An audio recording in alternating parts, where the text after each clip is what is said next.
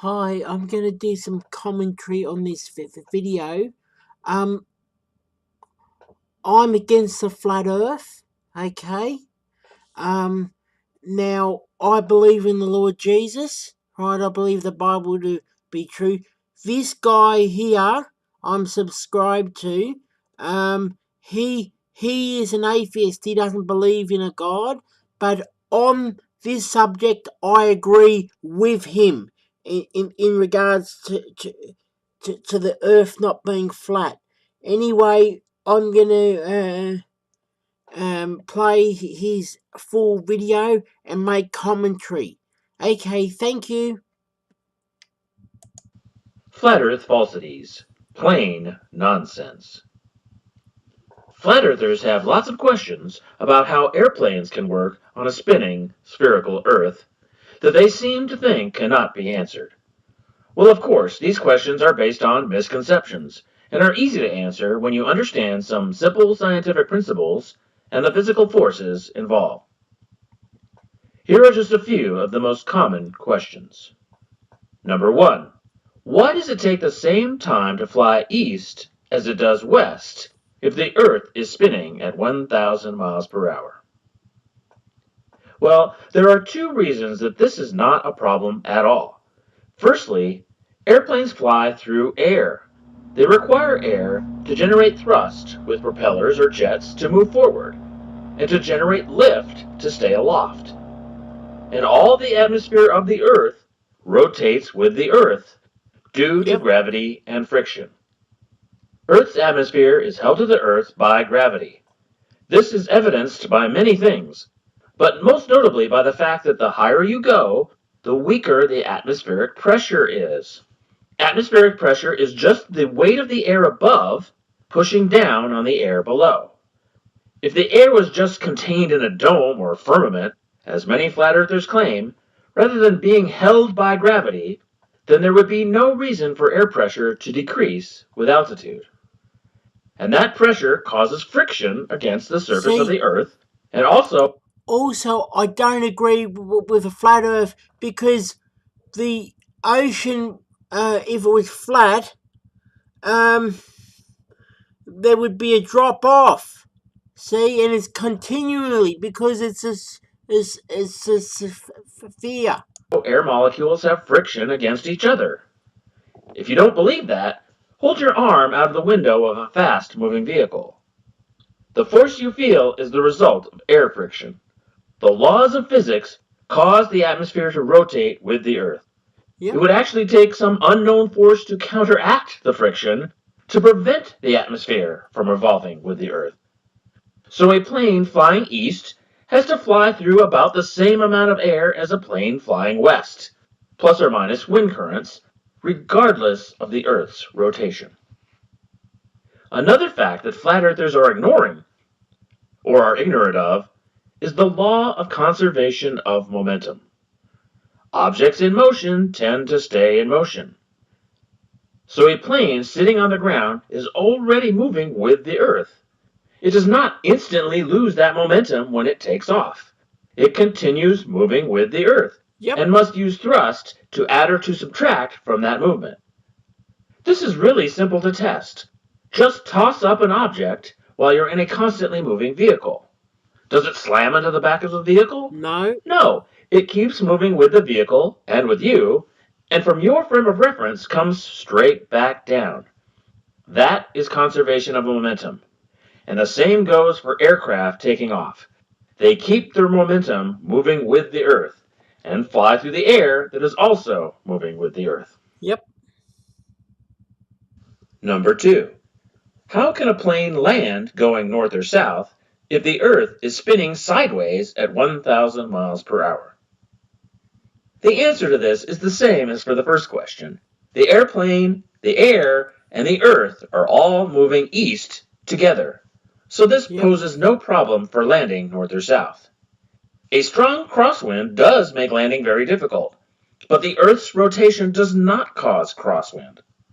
Wind is generally caused by temperature gradients. Hot air rises, so colder air must move in to fill the gap caused by the rising air. causing a vertical circulation pattern that we feel as wind. A similar flat earther question involves a hypothetical helicopter going straight up and waiting for the Earth to rotate beneath it, rather than the helicopter needing to fly west. I want to see a helicopter like this lifting off from Australia upside down while the Earth is spinning. I want to see the Earth spinning 1,000 miles an hour while a helicopter takes off and flies around like you tell us it does. It just seems very absolutely ridiculous to me, and you'd have to be really brainwashed to believe something like that. Like. Hopefully, you can see now why this is impossible. The helicopter is hovering in air that is moving with the Earth, and the helicopter's momentum prevents it from remaining stationary independent of the Earth's rotation. Number 3. Why doesn't a plane have to constantly dip its nose to follow the curve of the Earth? 40,000 feet going horizontal, because in my reality, a straight line is a straight line, right? I don't know about other people's realities where a straight line is supposedly curved. Overseas several times. But in my reality, the plane gains altitude as it gets further and further away. I mean, not before long. This plane should be in space. The short answer to this is gravity. Planes fly by generating lift with their wings to overcome the force of gravity. When flying level, the force of lift equals the force of gravity on the plane, and therefore the plane stays at a constant altitude. To fly to a higher altitude, that is, up farther away from gravity, you don't just tip the nose up, you also have to apply extra thrust to accelerate and increase the lift. Since the source of gravity is toward the center of the Earth, without extra lift, the plane stays parallel to the curved surface of the Earth, which is measured from mean sea level, disregarding the terrain. So when flying straight and level, gravity keeps the plane in a curved path around the Earth automatically, without any need to dip the nose or to perform any other maneuvers. What pilots call straight and level flight is straight in terms of left and right, but curved vertically with the curve of the Earth. Level means exactly that in this context, parallel to the direction of the force of gravity, which is curved. They do not have to dip the nose to keep the plane level to the surface. Gravity does it automatically for them when they maintain the proper speed and keep the plane pointed straight ahead. Number 4. Why did a plane flying from Taiwan to Los Angeles make an emergency landing in Alaska? This claim dates back to 2015, when a pregnant woman went into labor partway through the long flight across the Pacific and actually gave birth before they could land. Flat earthers claim that the emergency landing in Alaska only makes sense on a flat Earth and not on a globe Earth. Once again, they are flat wrong. Their main error is that they use the wrong kind of map to make their case. A rectangular map of the Earth, such as this, flattens out the Earth's 3D curvature to represent the Earth in a two-dimensional way. When you do this, it will always distort the actual distances and orientations of landmasses on the Earth. The only truly accurate depiction of the Earth is a globe, or a three-dimensional representation of a globe, such as Google Earth. So let's look at the actual intended flight path of this particular flight on Google Earth. Notice how far north the path actually is. The article states that the emergency situation started about 6 hours into the flight, which puts the plane about here. You can easily see that the nearest populated area to land the plane from that point is indeed Alaska. And it is about 1,900 miles closer than Los Angeles from the point of the emergency. When the intended flight path is depicted on a 2D map, such as a flight tracker map, or the 2D mode of Google Earth, the flight path is curved to account for the Earth's curvature, which has been flattened out in this type of map. Again, this shows that Alaska is a logical emergency landing site for this flight. It is far out of the way, certainly, but less so than any other populated locations. So this flat Earth argument doesn't fly. Number 5. Why do all intercontinental flights in the southern hemisphere make fueling stops in the northern hemisphere? I map these out. And look, it just looks ridiculous what you have to try and do. You can't just go straight across. You have to actually get up into the northern hemisphere and then come back down. So that doesn't make any sense. So I mapped it on the flat Earth map. And whoa, okay, now it makes sense. This is very similar to the emergency landing claim and has some of the same problems. Notice how they always show the flights on a rectangular projection map rather than using a correct 3D map. But also, they are cherry-picking multi-stop flights when direct flights do exist across the southern continents. Like this regularly scheduled flight from Sydney, Australia to Santiago, Chile, Qantas 27. Not only does this flight path make perfect sense on a globe, it is actually impossible on a flat Earth. The flight path from FlightAware or any other flight tracker shows that the flight curves down towards Antarctica and back up. Shown on Google Earth, you can clearly see why this works and why it is the most direct path. On a flat Earth, the most direct path would take the plane over North America, but that is not what Qantas or any flight trackers show, or what anyone has reported. And if you map the actual path on a flat Earth, you would actually have to circumnavigate about half the Earth, and it would take about 3 times longer, and it would actually be well beyond the maximum distance range of any commercial jetliners. And there are several other direct flights across the southern hemisphere continents that flat earthers just ignore or discount, such as from Johannesburg to Perth. And vice versa. But getting back to the supposed northern hemisphere fuel stops claimed by flat earthers, this is easily explained. These are not fuel stops, but simply multi-destination routes.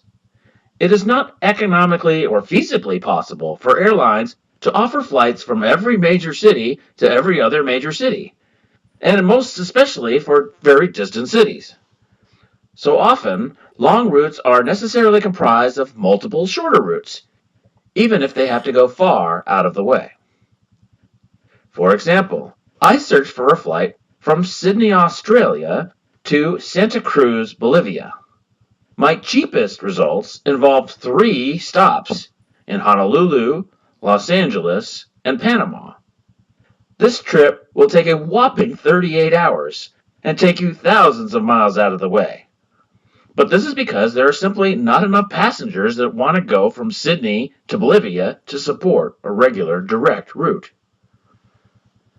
Flat earthers cherry-pick cases like this. Last year, my flight from Sydney to LA was about 14 hours via Qantas direct flight. To make their case, and often they assert that the extra stops are fueling stops.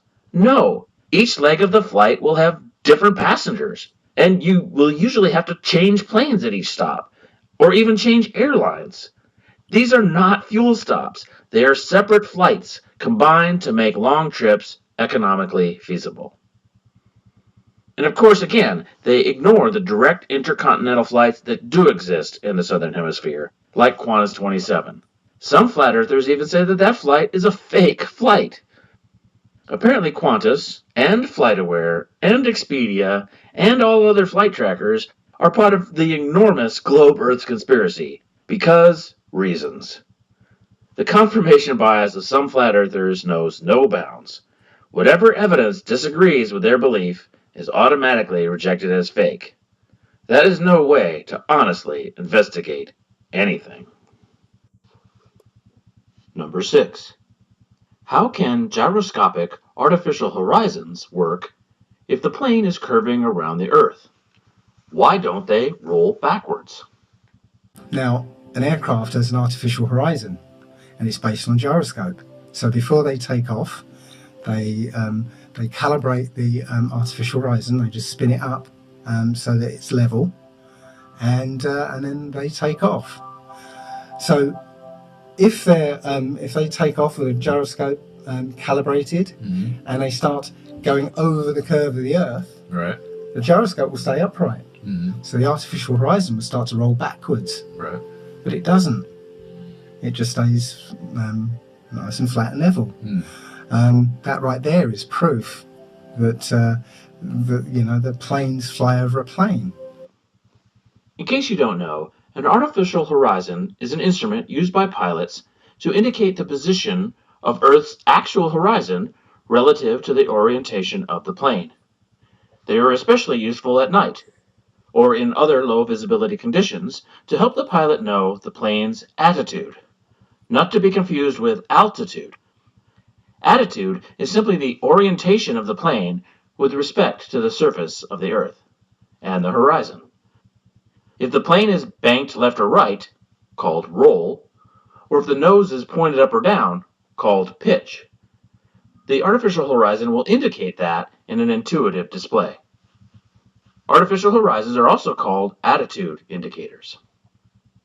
It is true that the artificial horizon uses a gyroscope to help it maintain a consistent reference to the real horizon, despite the forces acting on the plane while maneuvering. But flat earthers claim that the artificial horizon gyroscope is fixed in space, and therefore it should roll backwards as the plane flies around the curve of the Earth. But this is not true. Once again, they are missing or intentionally rejecting one key fact. Artificial horizons have a mechanism which constantly adjusts to the direction of the Earth. This accounts for the fact that gyroscopes always are subject to forces of acceleration, which can cause them to tilt out of alignment, called precession. They tend to be fixed in space, but not with perfect accuracy, so adjustments are needed. And these automatic adjustments will also easily account for the Earth's curvature as well. And they do this using Earth's gravity.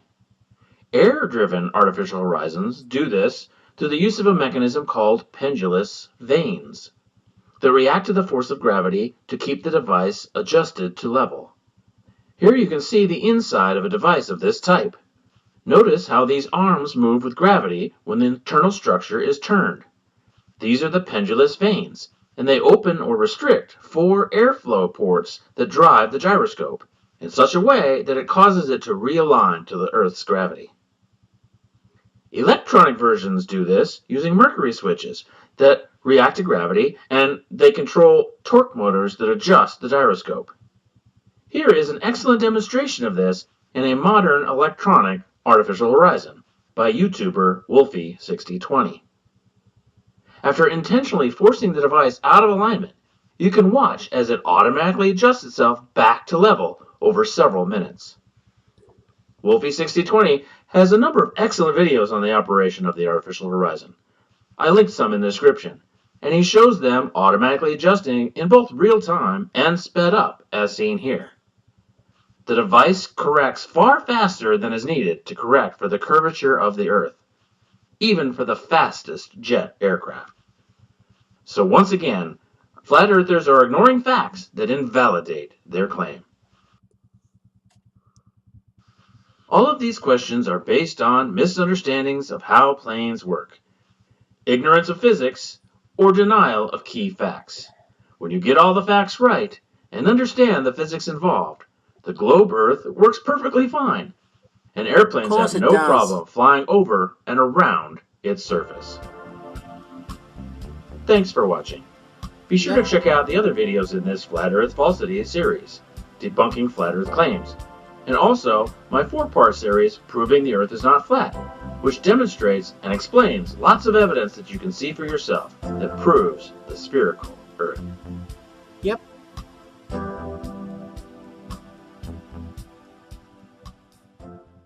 You know, I've been subscribed to this guy for a few years or so, and I enjoy his videos. Yeah, I don't agree with Flat Earth.